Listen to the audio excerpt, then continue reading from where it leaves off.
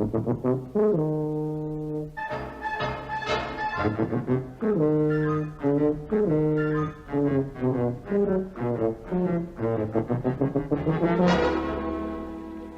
BBC presents Tony Hancock, Sid James, Bill Kerr, Hattie Jacques, and Kenneth Williams in Hancock's Half Hour.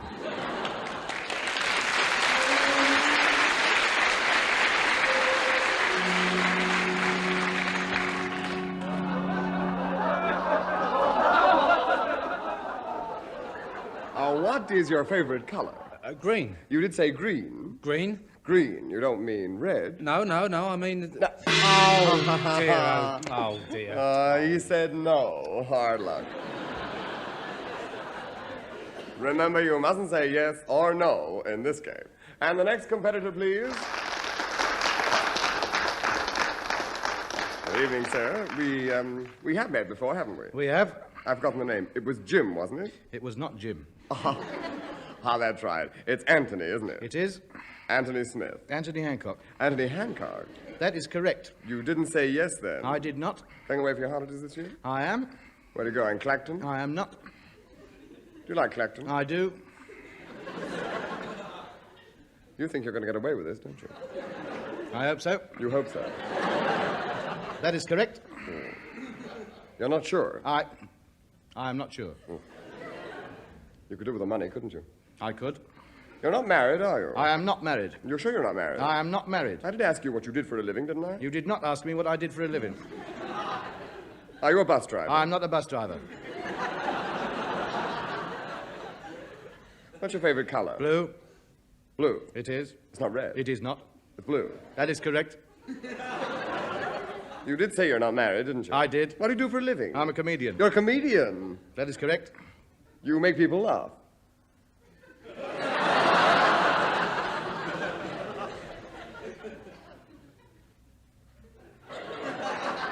Oh, come on, don't be shy. You make people laugh. Now and again.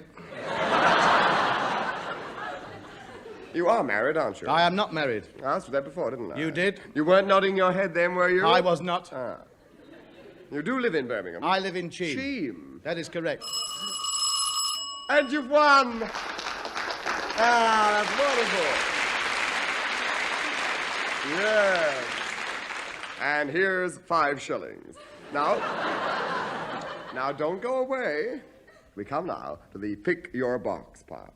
I ask you 3 simple questions, and if you get them all right, you can pick a key to open one of the boxes that contain our star prizes for tonight. Nobody, not even me, knows which prize is in what box. Do you understand that? I do. Are you ready? I am. Right. Here we go with question number 1. Is the name Toreador a Spanish word for exit, a bullfighter, or an Italian cheese?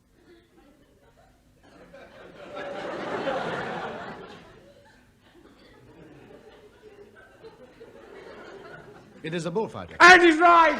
Ah, wonderful! And here's the second question. Is Plymouth Hoe something you rake the garden with, a square dance, or a grassy stretch of land in Plymouth? Now, wait a minute. I should know this. Plymouth Hoe,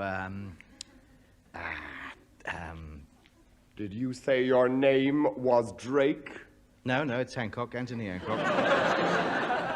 Yes, but don't you play bowls? What you doing down there?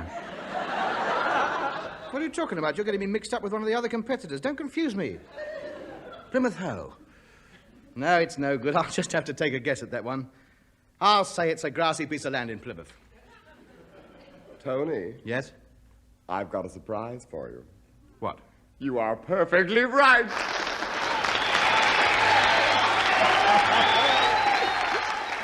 You've only got one more to get, haven't you? I have.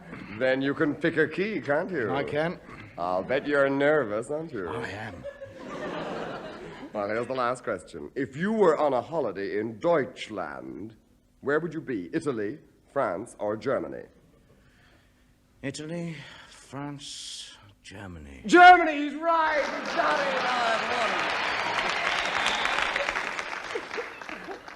it! Now, which key are you going to pick? Well, let's see. Now, my mother's lucky number is 7. She lives at number 7.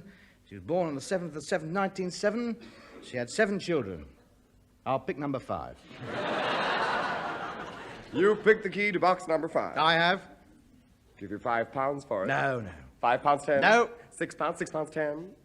No. I did say £8, didn't I? £9. I'm offering you £10. No. I'll open the box. I'll open the box. £11, 10. No, it's a lot of money, isn't it? £11, 10. No, I'll take a chance. All right. You've turned down £11, 10 for box number 5.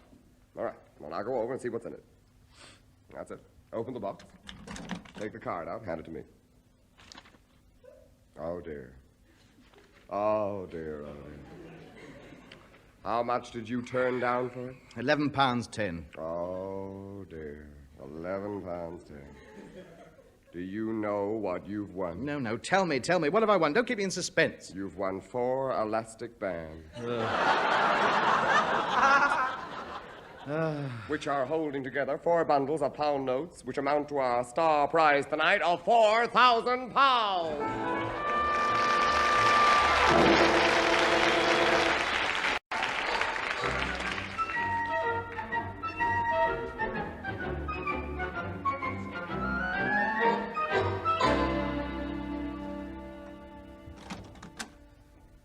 Bill? Griselda, did you see me on telly? I did it. I won. Did you see me? Oh, yes, isn't it wonderful? You were marvellous, Mr. Hancock. So cool the way you answered those questions. Well, I felt very proud of you up there. A wonderful display of clear thinking, cool-minded, calculating knowledge. And I'll have my 6 months' back wages, if you don't mind. Oh, stone me. Wait till I got the elastic bands off. £400, 12 shillings and 6pence. Oh, all right. I've still got 3,600. I'm rich. What are you going to do with it all, Tub? Well, first of all, we'll celebrate. We'll have a party. I want everybody to share my good fortune. A party. Come on, open that bottle of stout and get the glasses out. A bottle of stout to celebrate? We had more than that to drink at me uncle's funeral. I'm not interested in your primitive family customs. There will be no bacchanalian orgies in this house. Temperance I have always preached, and temperance I will practice, no matter what worldly goods I acquire. Drink is an evil. An evil. An evil that poisons the body. There will be no alcohol consumed here to befuddle the mind and inflame the senses while I am master under this roof. And now, while you are all studying your leaflets, Dr. Hancock will give you a solo on his tambourine. I don't think it's very funny to mock a man's principles. I haven't noticed any principles when somebody else is buying it. Who are you trying to impress? For years you've been known all over Cheam as the brewer's friend. That was when I had no money. And my life was a drab, poverty-ridden existence, and drink was the only escape I had from these cheap rooms. In it I found solace from the black reality of the world around me. But now I am loaded. I have no more need for artificial stimuli. The public bar of the Hand and Racket will no more see my shadow leaning up against the frosted glass at 5 to 6, waiting for the doors to open. I'll have to find some other poor wretch to collect the glasses up of a Saturday night. The customers never left enough in them to make the job worthwhile anyway. So you're going to keep all that money? You're not going to spend any of it? No, I am not. A fool and his money are soon parted. This good fortune has come at a very opportune time. There's a lot to be done with it. I certainly don't intend to fritter it away on drink and low company. I'm not getting any younger, William. I'm 33, and what have I got to show for it? No, William, this may be my last chance to get some security. I'm going to salt this money away for my old age, and nobody is going to touch a penny of it. Hello, Hancock. Oh, look! Money! Isn't it marvellous? He can hear a pound note rustling downwind 2 miles away. You want to invest that money, Hancock? Now, I've got a little scheme. You are not having any. Look at his fingers twitching there. Look at him. Like a fly rubbing his 2 back legs together. Look at him. You take that rubber thimble off your finger. I was only going to count it. I know how much is there. You're not getting anywhere near it, matey. He's come all prepared. Look at him. a damp sponge, half a dozen copper bags, a pair of bank scales and a Gladstone bag. No, you got it wrong, Hancock. I just happened to be passing. Just happened to be passing. You were watching the television. You saw me win it. You were up out of your chair and had your hat and coat on before I'd left the studio. No, mate. Look, I'm just thinking of you. 4,000 acres is a lot of money. I want to see you put it to the best advantage. You want security for your old age. How better than to invest it? Double it. Then you won't have to worry for the rest of your life. You could at least listen to him. You should do something with your money. After all, you need only invest half of it. What can you lose? 2,000 quid. You forget I've been involved in his investments before. There was that foolproof scheme for growing rice in Hyde Park.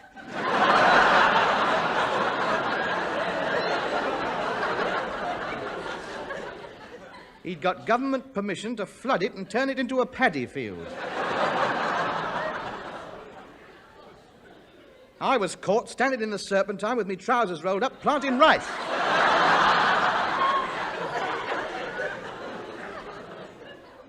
And was released on bail pending a medical report.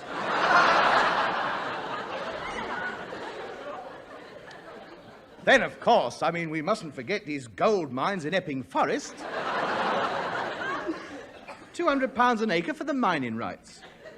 I was up there for 3 weeks with me frying pan and not a smell of it. You found a bit of gold. True. It was a filling that dropped out when my pickaxe flew up and hit me in the face. And, of course, there are other schemes that spring readily to mind. The Richmond Park banana plantation.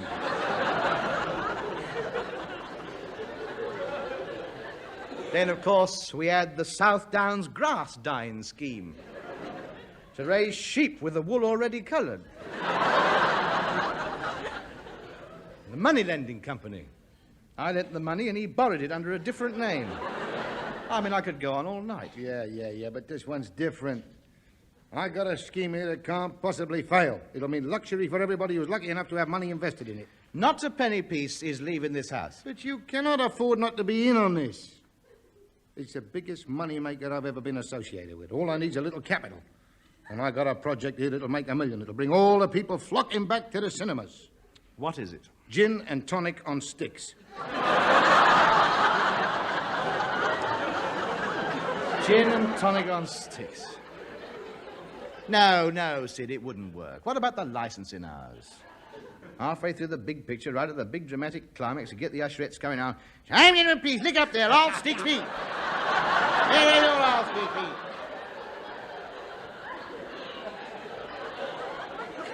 No. You can't do it, Sid. If I decide to invest my money, I shall invest it in sound securities, government bonds. Well, make up your mind.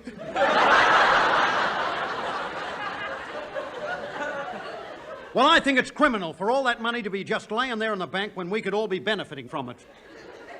What's all this we business? It is mine. I answered the questions. It was my brain that won it. Yeah, but who practiced with you for weeks? Who banged the dinner gong every time you said yes and no? Me. Who was going to get half the money if you won? Me. Who hasn't got anything out of it so far? Me. Who's going to get a clout round the ear hole in a minute? Me? Exactly. Talk about vultures fighting over the pickings. I haven't been home 10 minutes and it's all divided up in your minds, isn't it? Well, you're not getting anything. I may distribute a few gratuities when I've had a word with my accountant, Mr. Goldwater. Till then, you can take it that the funds are frozen. And now the excitement of tonight has left me rather fatigued. I shall retire to my room with the Financial Times and a stick of eau de cologne. All right. Now then. How are we going to get that money off him? What about waiting till he's asleep and hitting him on the head with an iron bar? Yeah, that's a good idea. Look, No, I'll go fetch... I won't stand for that sort of going on. I will not stand by and condone violence. We'll tie him up in a sack, put him in a crate, and send him to Aberdeen. No. He might shout. Somebody will hear him. Wait a minute. Ian, what about standing him in a bowl of water and sticking his finger in the electric light socket?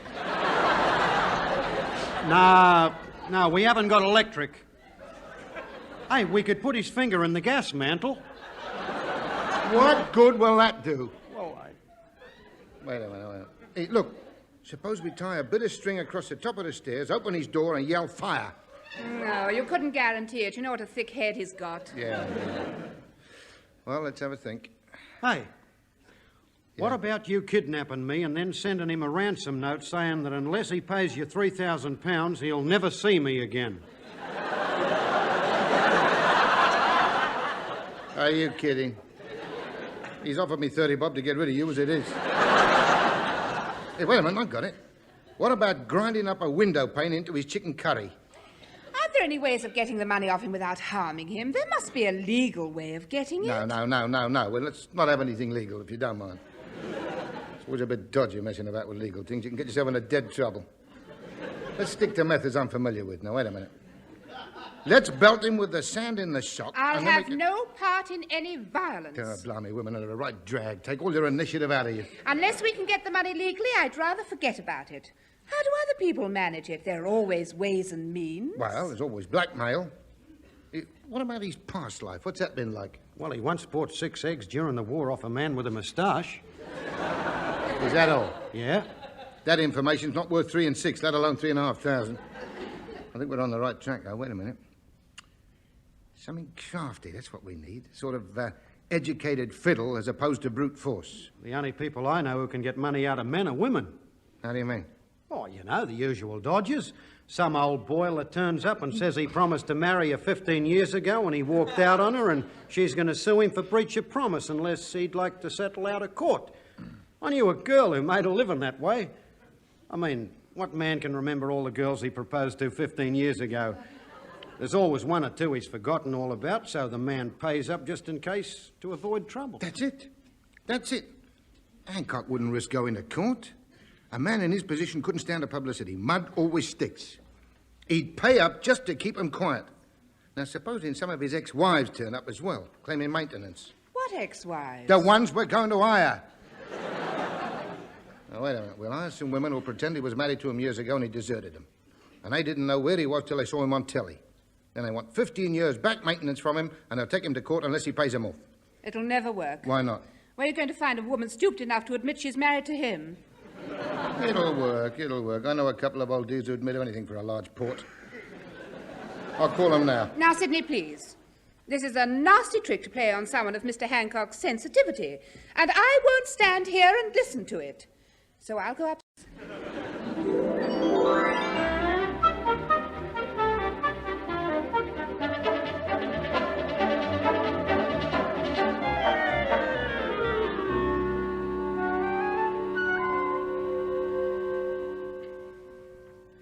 Good morning, everybody. You'll be pleased to know that I've decided what I am going to do with the money.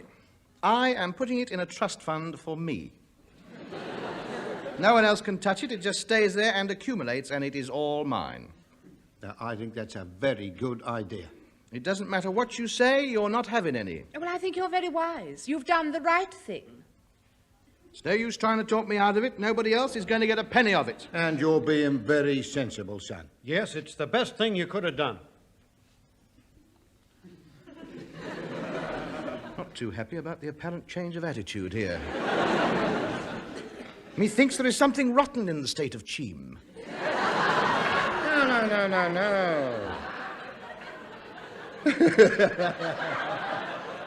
No. No, you're quite right, boy. It's your money. You're entitled to do what you like with it. And good luck to you, mate. Oh. Well, I'm glad to see you've given up trying to wheedle it out of me. I'm glad you've at last realised that I don't intend to let any of it go. Because I'm adamant, you know. I'm absolutely adamant. Dead adamant, I am.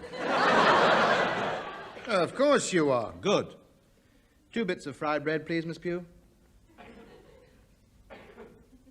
You're not up to anything, you lot. Oh, no. Because it won't do you any good. Cut the rind off the bacon. I don't want it curling up. I do hate curly bacon. I mean, you're quite resigned to not getting any money. Yes, of course we are. You don't hold it against me. No. Have another cup of tea. Thank you. It won't do you any good, you know, all this crawling around me. You won't get anything. We're not after anything. We've forgotten all about the money. Here, have another piece of toast. Thank you.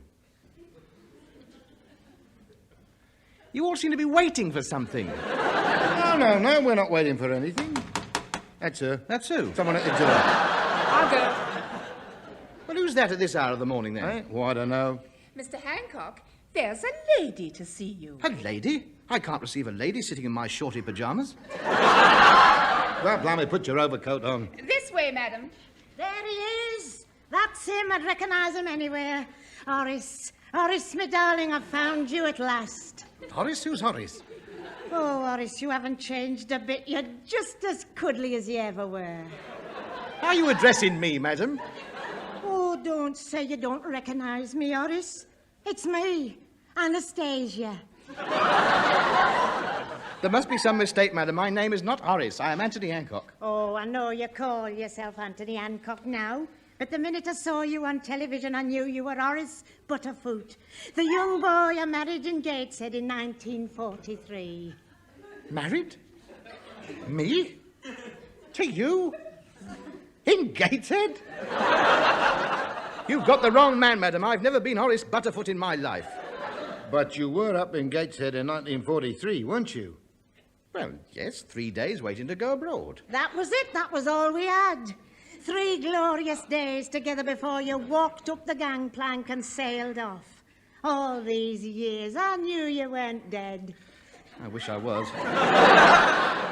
Look, madam, this is all very heart-rending, and I'm very sorry you've lost your husband, but you've got the wrong Horace Butterfoot.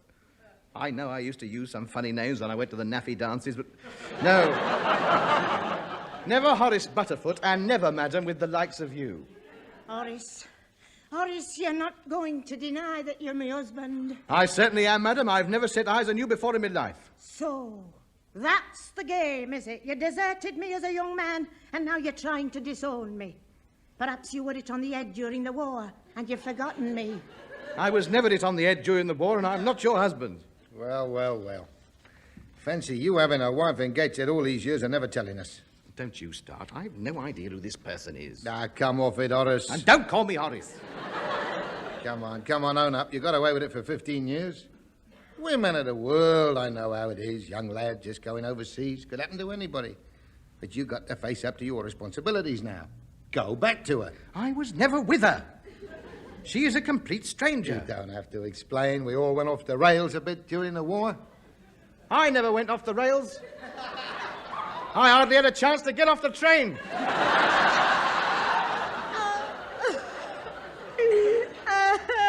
Oh, stop grizzling, woman. Well, it doesn't matter for me. But what am I going to tell little Gerald? Little Gerald. Oh, no, you never saw him, did you? He's 14 now and is the living image of you. Oh, no, now, come, I'm not having that. No. I mean, that's going too far. Horace Butterfoot, I'm ashamed of you. Why don't you go home to your wife and family? Yeah, go home, Horace Butterfoot. I haven't got a wife and family. She's mistaken me for somebody else. I'd never mistake you. I'd recognise those feet anywhere. There's not another pair of feet like them in the world. But what are you going to do about it? That's what I want to know. Do about what? About me and little Gerald. Yes, what are you going to do about her and little Gerald? This is ridiculous. I don't know anything about it. A shame on you denying your own offspring. Men like you ought to be locked up. I demand you do the right thing by me and Gerald. 15 years back maintenance and money to educate him proper. Ah, I see. That's the way the wind's blowing. Yes, you're after me money. Well, I deserve it, don't I? I've had to bring him up while you were away gallivanting about the continent. I've had to scrub floors to buy the food when you turned your back on us. You are not getting a penny out of me. The judge will make you pay up. Eh? What judge? I'll take you to court. I'll sue you for maintenance. That'll make you cough up. You can't do that. Oh, dear. Oh, dear. Oh, this is going to look good in the papers, won't it? Famous comedian deserts wife and child. Refuses to contribute to their upkeep. I'd pay up if I were you, mate. Only cost you a couple of grand. You'd be satisfied with 2,000 nickel, wouldn't you, missus? Yes, thank you. Go on, Horace. Do the decent thing. This is conspiracy. I refuse to be blackmailed. I deny all knowledge of this woman. Albert, I found you at last. Oh, my darling Albert, where have you been all these years? I'm not Albert, I'm Horace. I mean, Oh, I've been looking for you for 15 years, ever since that day you kissed me goodbye on Crewe Station. Crewe? Gateshead? Blimey, you had a good trip up from London, didn't you? Look, I don't know this woman either. I've never seen her before. How can you say you don't know me? You're little Elsie. I recognised you the minute I saw you on television. The man you swore his eternal love for me when he put the ring on my finger. Oh, no, not another one. Hey, where else did that train stop at, Tub? Who are all these people, Albert? Albert, she's talking to you.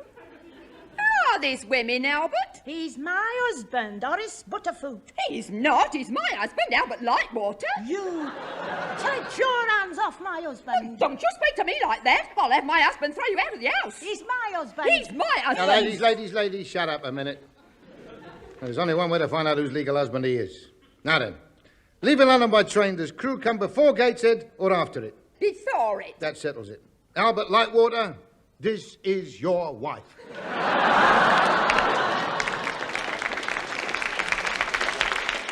Oh, my darling Albert. Well, if he's her husband, then he's a bigamist. I'm not a bigamist. I'm not even a oneamist. Albert, stop talking to this person and come on home with me. The twins want to see you. Well, good luck to him, because I'm not coming home with you or anybody else. I am stopping here. You're deserting me again? Yes. Then I demand me conjugal rights. 15 years back maintenance and allowance for the twins. And I demand compensation for going through a bigamous form of marriage. All right, then, girls, what about 2,000 nicker apiece? Would that heal your broken hearts? Yes, that's all right. All right, then. I'll tell you what, Hancock, what a good job you kept that money. You'd have been in a very nasty position there, boy. You can think yourself dead lucky you can buy 'em off. I'm not buying off anybody who I've never seen before. Sydney, shall I ring Fleet Street now, or shall I wait till after the court case? Now, wait a minute. Now, look, let's not be too hasty about this. I mean, I'm a public figure. Something like this could ruin my career. 4,000 nicker. Very well. But I do this under protest. This is every penny I possess in the world. Tub, are you sure that train didn't stop anywhere else? No. It was an express right through to Scotland. Oh, hi, it's my darling Angus McTavish. I found you at last, Angus. It's me, Angus. You're in with Maggie. Oh, the bairns will be pleased to see their father at last. You're too late. It's all gone, mate. If you'd moved down to Rugby, you might have caught me at the first stop.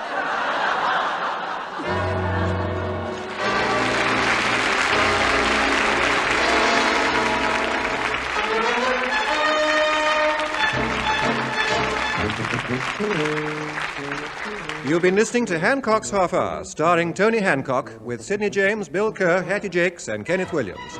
Theme and incidental music composed and conducted by Wally Stott. The show written by Alan Simpson and Ray Galton. The program was produced for the BBC by Tom Ronald.